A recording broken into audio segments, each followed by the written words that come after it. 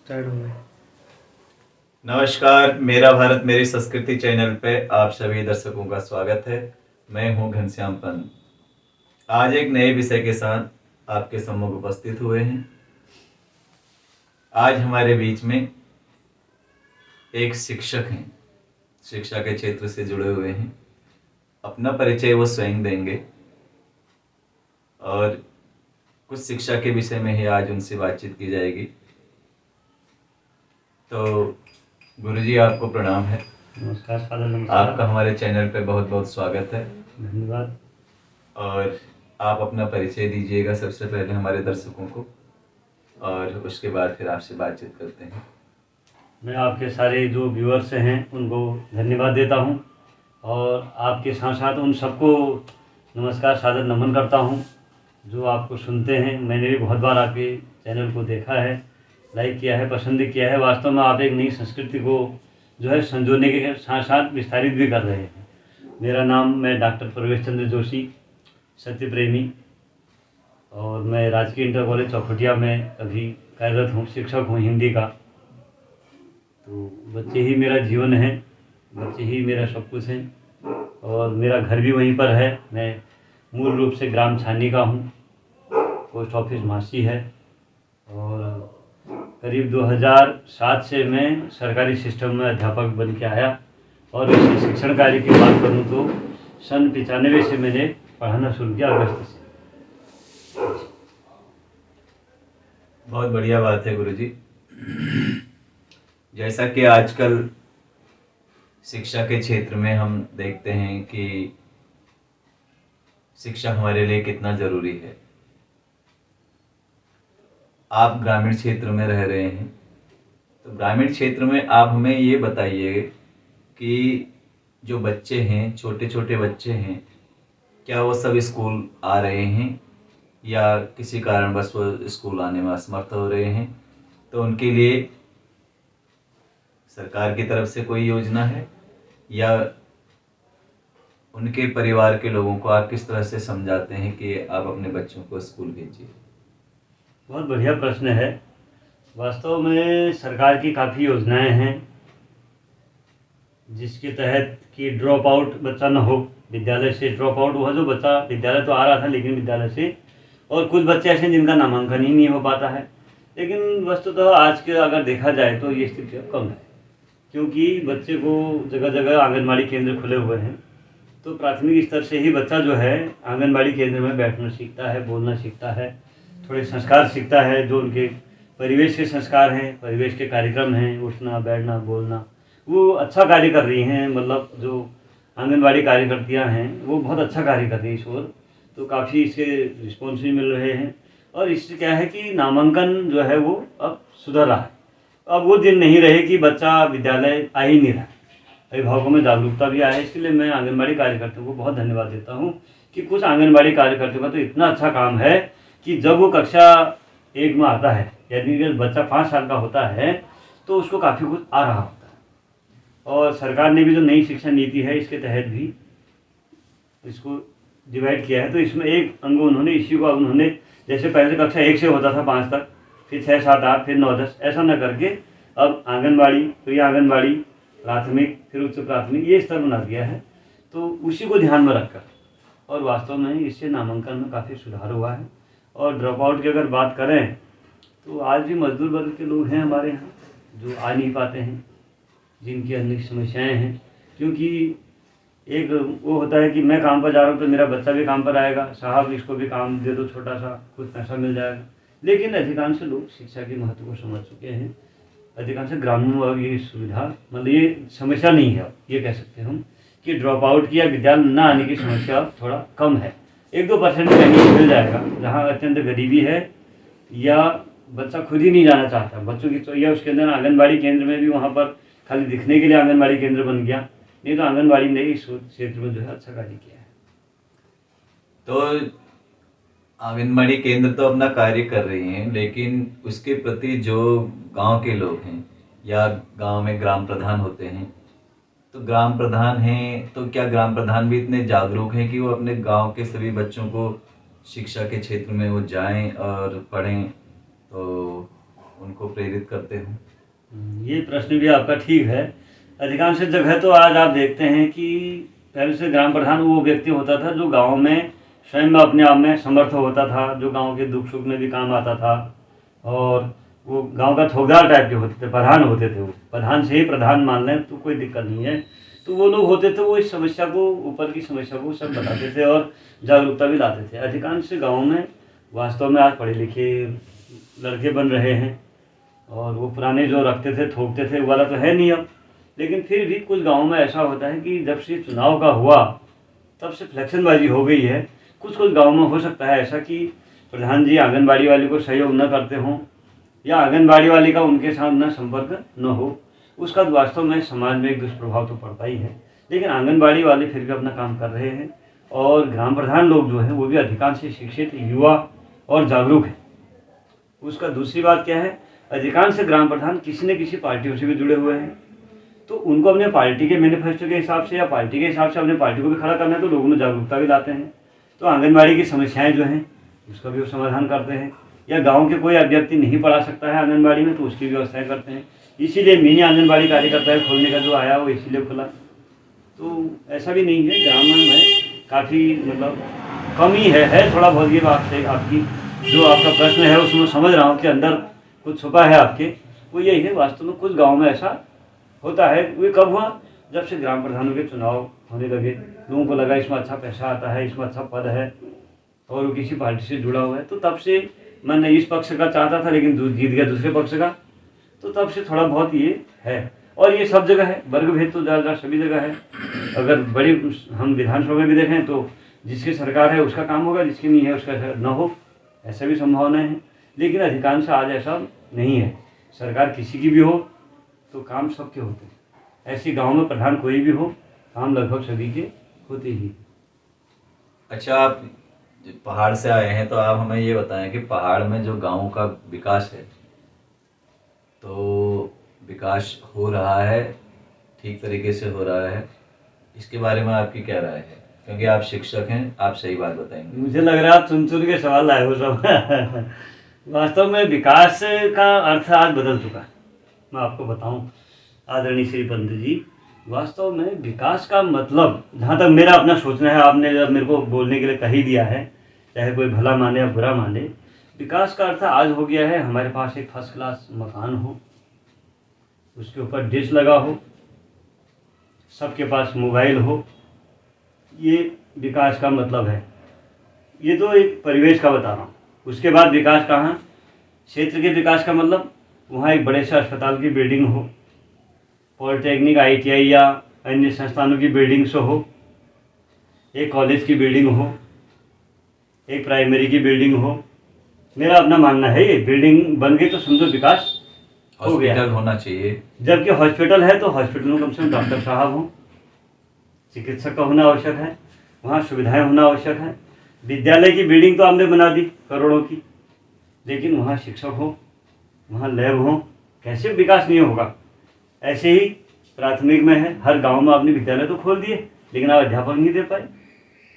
इससे शिक्षा का बहुत बड़ा प्रभाव पड़ रहा है, और इसका सबसे बड़ा कारण पलायन इसीलिए हो रहा है।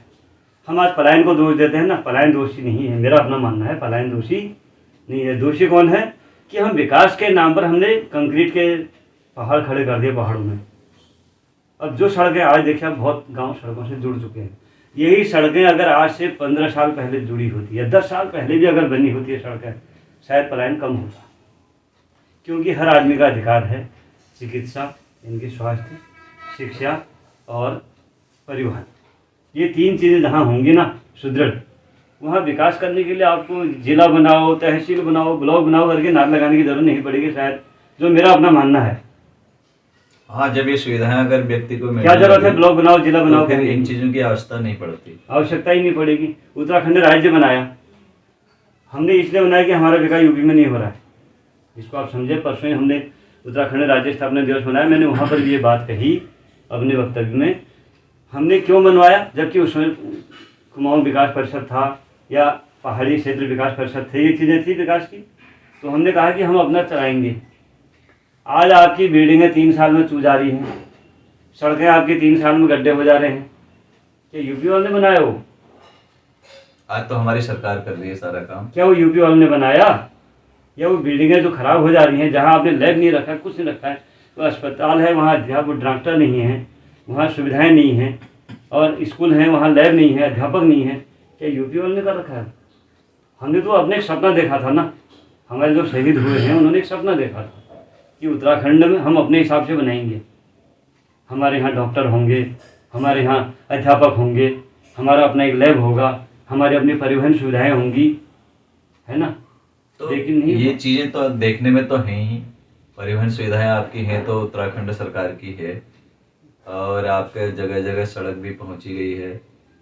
लेकिन जैसे विद्यालय की बात हुई, तो विद्यालयों में भी कई जगह तो ऐसे विद्यालय भी देखने को मिलते हैं जो केंद्र सरकार के विद्यालय के समान ही वो भी देखे जा रहे हैं। अच्छा पुताई है, अच्छी बिल्डिंग है, रंग रोगन हो रखा है, और अंदर जाओ तो वहाँ देखने में कंप्यूटर भी दिखाई देते हैं कि कंप्यूटर रखे हुए हैं बच्चों के पढ़ाने के लिए, और भी कई चीज़ें वहाँ देखने को मिलती हैं, नया फर्नीचर है। तो कई विद्यालय इस तरह के भी देखने को मिलते हैं। जी जी, आपका प्रश्न से लेकिन- मैं इसको ब्रॉड हिसाब से कह रहा हूँ ना। हाँ, लेकिन मैं इसको इस दृष्टि से कह रहा हूँ कि अगर हमारा ब्लॉक है, ब्लॉक में अगर 20-25 विद्यालय हैं, तो उसमें से मात्र 1-2 विद्यालय में ये सुविधाएं हो सकती हैं, ये बाकी विद्यालय भी इससे नहीं वंचित है। हैं। हालांकि अध्यापकों की बात जैसे अगर इस भी गेस्ट भर दिए हैं, शिक्षण कार्य तो आपका हो रहा है, गेस्ट भर दिए है ना, शिक्षण कार्य हो रहा है, लेकिन उसकी भी तो आकांक्षा है मैं कब पक्का होऊंगा। इससे अच्छा आप अगर जो आप LT की लेक्चर की आप भर्तियां कर रहे हैं, आप मेरिट गिरा दीजिए। भाई टेस्ट तो बंदा दे ही रहा है, पासिंग मार्क को ला ही रहा, आप मेरिट गिरा के उन्हीं को बना दीजिए, फिर वो आंदोलन करता है, उससे क्या होता है, पूरी व्यवस्थाएं चटपटाती हैं। तो ये भी तो है ना। अगर वैसे वास्तव में इस समय अध्यापक काफ़ी जगह है, प्राथमिक में भी तो काफ़ी आप जगह है, हमें ये बताएं लेकिन अब कि ब्रॉड के हिसाब से कह रहा हूँ।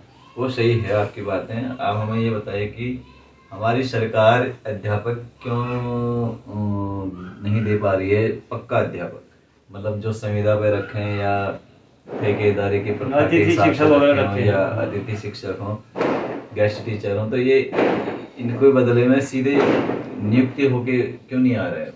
वही मैं कह रहा हूँ ना, ऐसा होता, इससे क्या होता, एक तो सरकारी जॉब, पहाड़ में अब केवल एक सरकारी जॉब रह गई है ऐसी जो सिक्योरिटी देती है आदमी को। और जगह तो हो सकता है संसाधन हो, है ना, वहाँ फैक्ट्रियाँ हैं, अन्य साधन हैं, लेकिन पहाड़ों में सरकारी नौकरी ही एकमात्र सिक्योरिटी का जॉब वो है। अब हर आदमी चाहता है मेरे को सरकारी मिले, यद्यपि जॉब का अर्थ भी लोगों ने सरकारी ही लगा रखे, जबकि जॉब का अर्थ है जहाँ वो आपको अगर कोई भी रोजगार मिल रहा है तो रोजगार हो, चाहे वो सरकारी हो, चाहे अर्ध सरकारी, चाहे वो आपके घर का है, लेकिन लोगों ने नौकरी का मतलब भी सरकारी में समझ रखा है। दूसरी बात तो ये है ना, सरकारी टीचर माना नियुक्त होता है प्राइमरी में, तो कम से कम 35-40 हजार से नियुक्त होता है, उसकी सैलरी होती है। ये भी है, लेकिन अगर हम गेस्ट टीचर रखेंगे तो उसको तो 35-40 हजार नहीं मिलेंगे ना। अपने में 4 अध्यापक रखे जा सकते हैं। इसीलिए वो मांग करता है कि भाई मेरा 10-20 हजार से खर्चा नहीं चलता है, और मेरे को भी 30-35 हजार रुपया चाहिए। तो इस चीज को सरकार क्यों नहीं देख पा रही है? यही है ना, पर बात का प्रश्न में ही उत्तर छुपा हुआ है कि उनका 40,000 में 4 आदमी रखे जा रहे हैं, या 2 आदमी रखे जा रहे हैं, 3 आदमी रखे जा रहे हैं ना। ये वो ठीक है, अगर 4 आदमी हम रख रहे हैं, उन 4 आदमियों के परिवार का गुजारा जो आजकल हम नहीं जैसी हो शिक्षा पाएगा, चाहते बिल्कुल। हैं, जैसा हम अपने नहीं घर हो का खर्चा चाहते हैं, बच्चों को अच्छी पढ़ाई चाहते हैं, तो वो सब अगर उस पैसे से नहीं हो पाएगा तो फिर हम वैसी नौकरी कब तक करेगा आदमी? उसकी भी तो आकांक्षाएं हैं, उसकी इच्छाएं हैं, उसने पढ़ा है, लिखा है, पैसा खर्च किया है, तो वो भी तो चाहता है कि मेरे को एक अच्छा रोजगार मिले। तो उसके प्रति हमारी सरकार, इसका मतलब है कि जिम्मेदारी नहीं ले रही है। चलो ये तो शिक्षा का क्षेत्र है, सरकार का मामला है, इसमें हम कुछ नहीं कर सकते हैं। लेकिन स्वास्थ्य विभाग में भी डॉक्टर नहीं है, पूरे डॉक्टर कहीं हम भी वही, किसी अब ये अस्पताल इसके लिए में हम नहीं है। जिम्मेदार नहीं हुए ना, ये सरकार को सोचना चाहिए। ये आप जिम्मेदार नहीं है, मतलब मैं आपसे हाँ, प्रश्न पूछ रहा हूँ कि आप पहाड़ से हैं, पहाड़ से आए हुए हैं, तो आपने पहाड़ पर देखा हुआ है ये सब चीजें, पहाड़ में आप देख रहे हैं। अब सड़कें जोड़ दी गई हैं, लेकिन सड़कों पर गाड़ी रख रखाव नहीं है, उसमें रखरखाव गाड़ियाँ तो नहीं नहीं है, उस पर वाहन भी नहीं चलेगा, नियमित गाड़ियाँ नहीं है। नियमित गाड़ी कैसे, अगर नियमित गाड़ी चलाते हैं तो पैसेंजर भी तो नहीं है, पैसेंजर भी पलायन हो गया ना, समस्या हर चीज की है। पलायन हो गया। और पलायन का कारण वही है कि हर व्यक्ति चाहता है मेरे बच्चों को अच्छी शिक्षा मिले, सुविधा मिले और स्वास्थ्य मिले। लेकिन वो चीज़ अगर पहाड़ों में अगर डाल दी जाएंगी, आदमी नहीं जाएगा। तो आपके हिसाब से यदि हम वहाँ पलायन रोकना चाहते हैं तो हमें क्या सुविधाएं होनी सरकार को चाहिए, क्या सुविधाएं करना होनी नहीं चाहिए? जाएगी, सुविधाएं हों।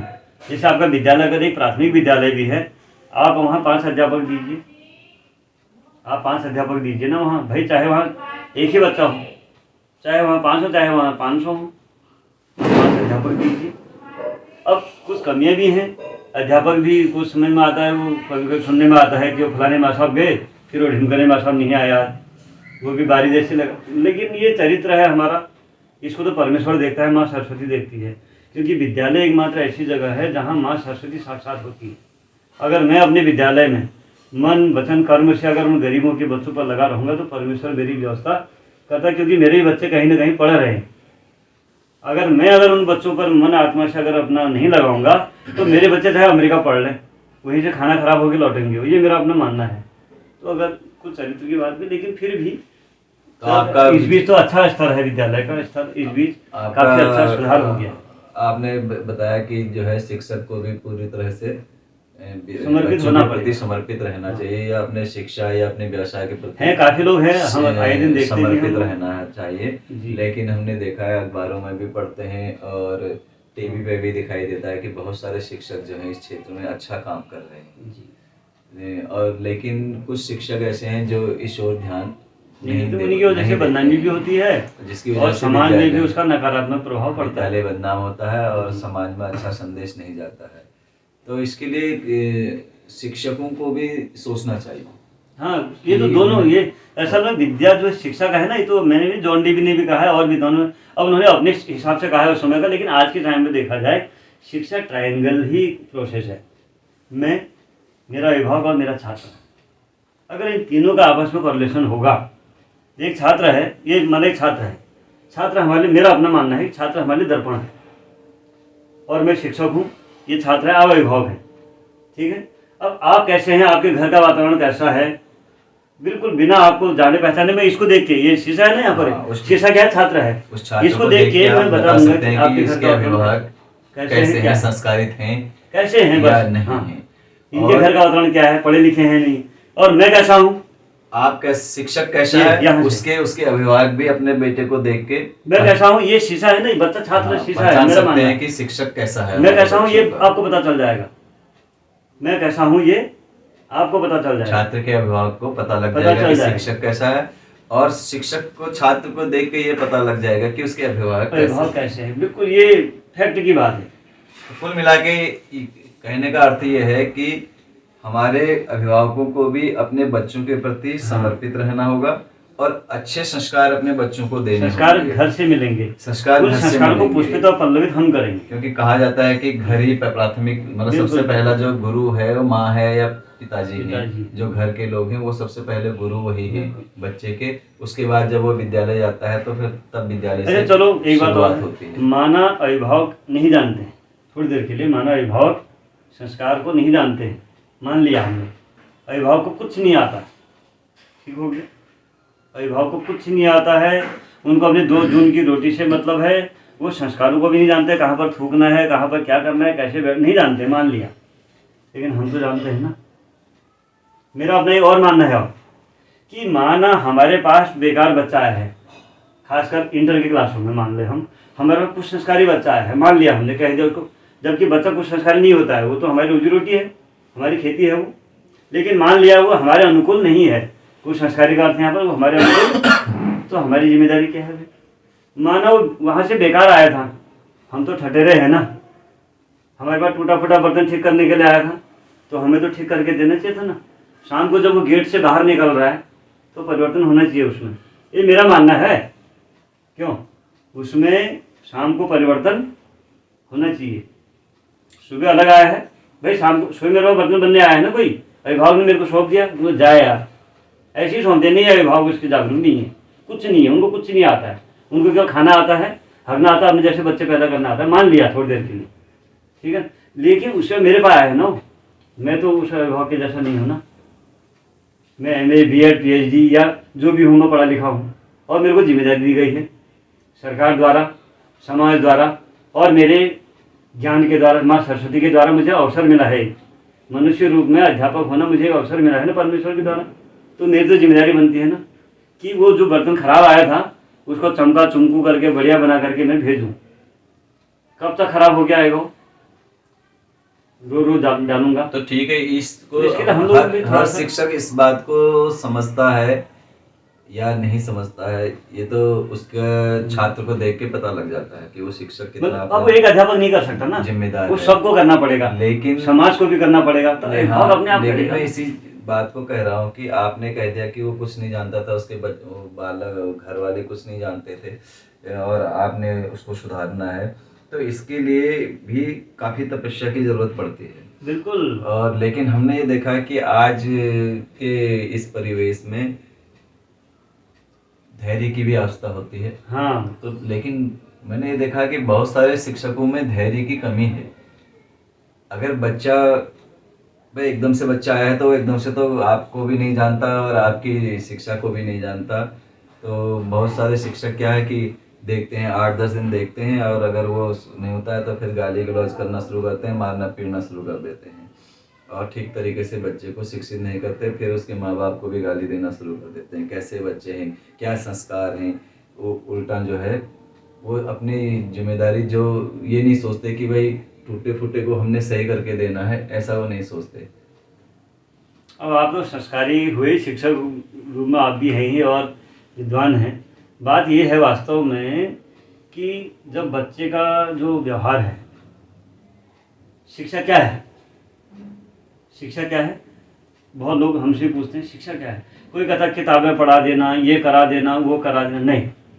शिक्षा केवल व्यवहार में परिवर्तन, बस इसकी अगर छोटी व्याख्या की जाए, शिक्षा वो है जो व्यवहार में परिवर्तन कर दे। अब परिवर्तन चाहे वो एक दिन में हो चाहे साल भर लगे, भाई कोर्स आपका साल भर का है ना। आपको जो सरकार ने हमारा जो टाइम बना रखा है, हाँ, किसी भी कक्षा में यदि पढ़ता है बच्चा एक साल तो का एक है। साल के लिए पढ़ता एक साल का है ना। तभी आप वो कैसे दूसरी कल्पना कर कक्षा में सकते कल कोई ठीक हो जाएगा।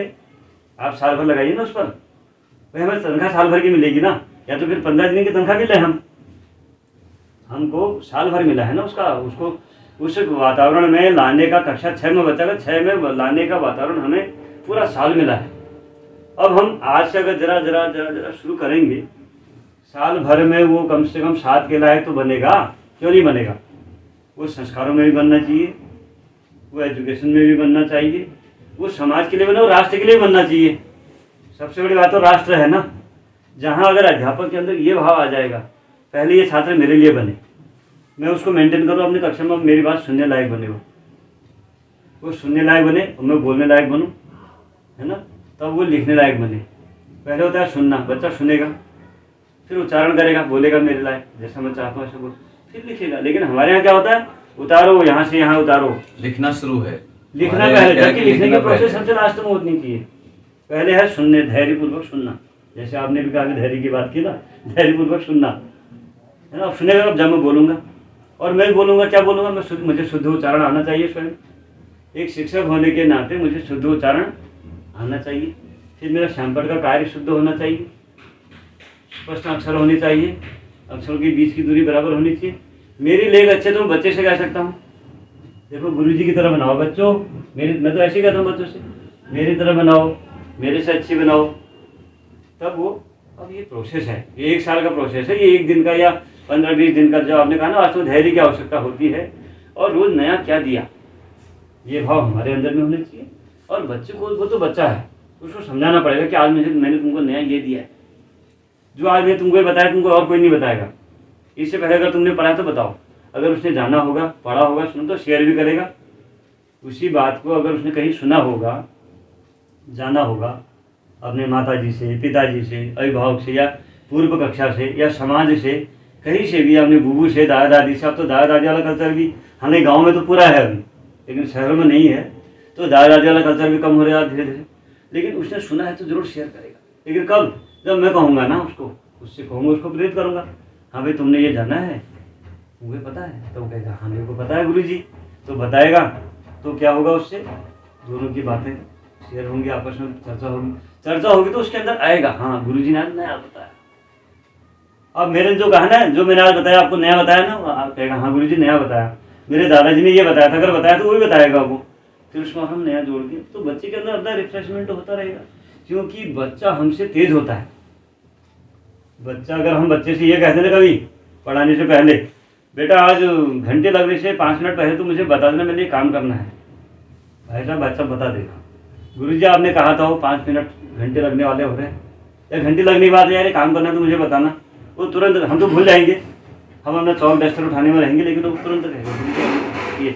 अच्छा, आजकल देखने में ये भी आता है कि जैसे बच्चे पढ़ते हैं स्कूल में, तो अध्यापक कहते हैं कि भाई ये आगे का ये कार्य है, इसको घर से करके लाना है, और घर में माता पिता पढ़े लिखे नहीं हैं, तो वो बच्चा कैसे करके लाएगा? तो ये बात वही है ना कि बच्चे को होमवर्क का मतलब ही लोगों ने आज ये समझा है कि इतने सवाल तो मैंने, बाकी सवाल तुम कर लो, कोर्स बढ़ाने वाली बात। क्योंकि आजकल स्कूलों में कोर्स को ऐसे ही पूरा किया जा रहा है। हाँ, कोर्स पूरा किया जा रहा है, कोर्स वो तो पूरा कोर्स किया पूरा जा करने वाली बात होगी। जबकि होमवर्क में वो चीज़ होनी चाहिए जो स्वयं कर सके, या अपने उसके घर में, जैसे हमारी समस्याएं आती हैं बहुत बारी वाली, जो ग्रामीण क्षेत्र में तो ज़्यादा आनी है, वो स्वाभाविक है। तो हम कहते हैं अपनी बुआ से पूछना।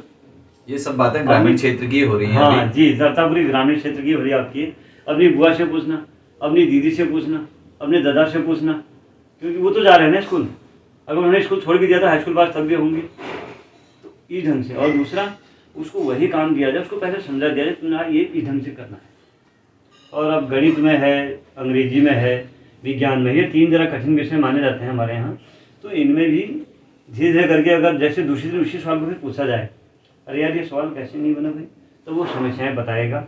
तो अगली बार के लिए अगर हम प्यार से उसको समझा देंगे, ऐसा करा देंगे, तो उसमें सुधार हो सकता है। सुधार हो सकता है। दूसरी बात देखने में ये भी आती है कि पढ़े लिखे हैं माँ बाप, और बच्चा घर जाता है और माँ बाप से पूछता है कि भाई मुझे ये काम दिया गया है, इसको कैसे करना है, लेकिन माँ बाप उसमें इंटरेस्ट नहीं रखते हैं। वो कहते हैं भाई अगर तेरे समझ में आ रहा है तो बना ले, नहीं तो कल अध्यापक से जाके ही पूछना। तो इस बारे में आप क्या कहेंगे?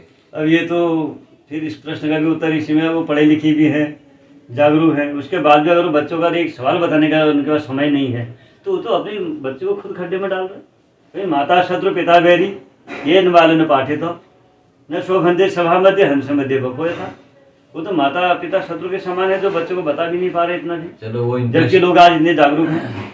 तो यही बात दूसरी परिप्रेक्ष्य में यही बात मैं आपसे ये कहना चाहता हूँ कि माता पिता शिक्षित हैं, शिक्षक भी हैं घर में, तो भी वो अपने बच्चे को नहीं पढ़ा पाते। हाँ, तो अपना ही तो नुकसान कर रहे वो। नुकसान तो कर रहे हैं, आखिर क्यों नहीं पढ़ा पाते, मैं ये जानना चाहता हूँ। अब ये कारण, वो शिक्षक तो नहीं, शिक्षक है वो, दोनों शिक्षक हैं, लेकिन अपने बच्चे को वो पढ़ा नहीं पाते हैं घर में। अब इसका जो है, उसके लिए वो यही कहते हैं कि जाओ ट्यूशन लगा देते हैं तुम्हारा, मैं समझ रहा हूँ, और आप जाके ट्यूशन पढ़िए, पैसा दे खर्च कर लेंगे, लेकिन बच्चे को पढ़ाने के लिए राजी नहीं है वो। नहीं है। इसके लिए आपके प्रश्न का मेरे दिमाग में आ रहा है कि आप क्या सोच सकते हैं।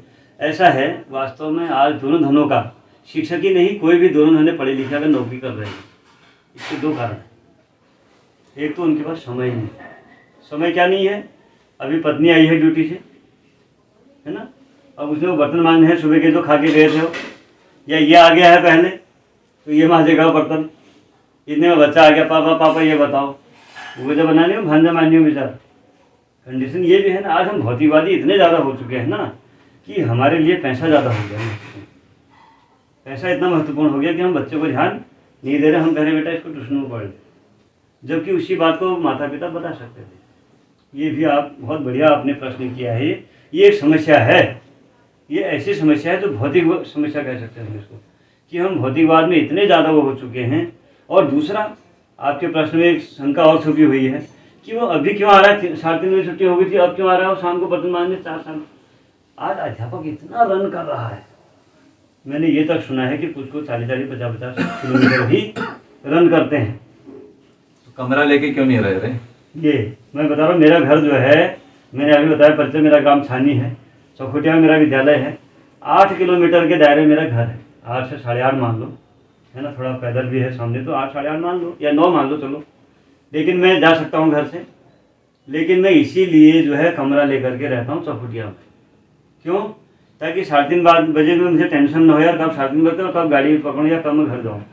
और सुबह मेरे को ये टेंशन ना हो यार, फटाफट मैं विद्यालय जाऊँ, बिंदास होके जाता हूँ, आनंद, क्योंकि जब तक हमारा स्माइल फेस नहीं मिलेगा ना बच्चे को, स्माइल फेस अगर बच्चे को हमारा नहीं मिलेगा तो आनंद नहीं आएगा। फिर मैंने आज तो रन, इसके लिए रन बहुत बड़ा आजकल मैंने ये भी देखा है कि जैसे दुर्गम और सुगम की बात होती है टीचरों के लिए कि दुर्गम में भी आपको जॉब करना है, तो यहाँ से काशीपुर से भी बहुत सारे टीचर पहाड़ में जाते हैं, 30-40 किलोमीटर 50 किलोमीटर दूर तक विद्यालयों में घर से जा रहे हैं, उनके पास कार है या मोटरसाइकिल है। अब ऐसे ही सुना है हमने भी, नहीं तो मैंने देखा था 40 किलोमीटर जाते हुए, और फिर सुना वापस है भी आते हैं। बहुत सारे तो वापस भी आते हैं, चाहे 30 ही किलोमीटर हो वापस आते हैं। तो थकते तो जरूर है, आदमी भी थकता है, मनुष्य है वो भी, जब बच्चा थक रहा है, अध्यापक थक रहा है, सब अध्यापक भी थक थकता है। लेकिन इसका मतलब ये नहीं होता कि आप थक गए हैं तो आप अपने बच्चे को नहीं देखेंगे या बच्चे की पढ़ाई की तरफ ध्यान नहीं देंगे।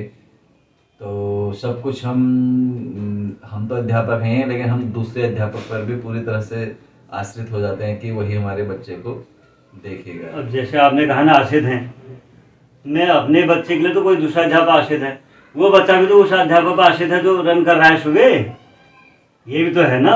अब लेकिन ये बातें केवल कागजों में रह गई हैं, कहने की रह गई हैं। कभी अगर कोई दुर्घटना हुई, कोई बात हो गई, तब आएगा अचानक ऑर्डर, आप प्रधानाचार्य जी के लिए आएगा या प्रधानाध्यापक के लिए आएगा। आपके विद्यालय में कितने लोग हैं जो 8.5 या 8 किलोमीटर के दायरे में रह रहे हैं, फिर अध्यापक को दिखाने के लिए एक कमरा लेना पड़ेगा, भले वो आराम कर लेगा, 2-4 दिन रह लेगा। ये तो जब तक हमारी मन आत्मा से नहीं होता नहीं भाव कि यार मैं इतना रन कर रहा हूँ, मैं बच्चों को क्या दे पाऊंगा। ये ऐसा नहीं क्यों नहीं पढ़ा रहे होंगे, पढ़ा रहे, हर साल पास भी तो हो रहे हैं सब बच्चे, लेकिन जो देना चाहिए हम बाबू लेके पढ़ाए हमको, जहाँ उन्हें ट्रांसफर है वहीं लिया हमको दगड़ा है ना। पहले से अध्यापक ले जाते थे, अपने बच्चों को भी साथ ले जाते थे, लेकिन अब आज परिस्थितियाँ बदल गई हैं।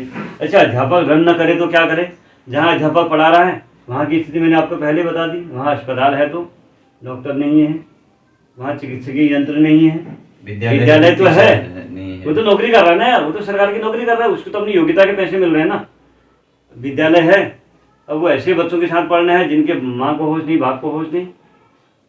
तो अपने हर व्यक्ति का अपना एक, अपने बच्चों को अच्छी शिक्षा, अपना अच्छा स्वास्थ्य देने का हर किसी को अधिकार है।